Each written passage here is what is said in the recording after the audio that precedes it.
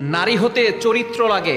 অনেক সুন্দরী মেয়েরা বাজারেও তারা নাচতে থাকে, সুতরাং সুন্দরী হলেই সে নারী হয় না। অনেক সুন্দরী মেয়েরা বাজারে গিয়ে নাচানাচি করে, নর্তকীর মতো তারা, বেহায়া নারীদের মতো তারা ঘোরাফেরা করে। সুতরাং সৌন্দর্য হলেই নারী হওয়া যায় না, নারী হতে হলে উত্তম চরিত্র লাগবে। সুতরাং আপনার চরিত্রটাকে ঠিক করেন, আপনার দিলটাকে পরিষ্কার করেন, তাহলে আপনি একজন আদর্শ নারী হতে পারবেন।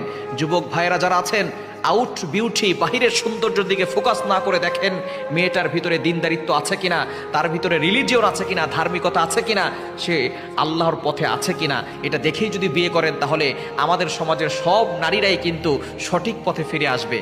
দুঃখজনক হলেও সত্য, আমরা বাহিরের সৌন্দর্য দেখি, বাহিরের সৌন্দর্য বেশি দিন থাকে না। একটা বাচ্চা কাচ্চা হয়ে যাওয়ার পরেই দেখবেন সৌন্দর্য নষ্ট হয়ে যাবে। সাধারণত পাতলা পায়খানা 3বার 4বার হলেই আর চেহারা ঠিক থাকে না। সুতরাং এই বাহিরের সৌন্দর্য দেখে বিয়ে করবেন না, ভিতরের সৌন্দর্য দেখে বিয়ে করবেন, তাহলেই আপনার সন্তান একজন আদর্শ মা পাবে। এজন্য আদর্শ মা আপনার সন্তানকে উপহার দিতে হলে ভিতরের সৌন্দর্য দেখতে হবে। আল্লাহ তাআলা আমাদের সকলকে বুঝার তৌফিক দান।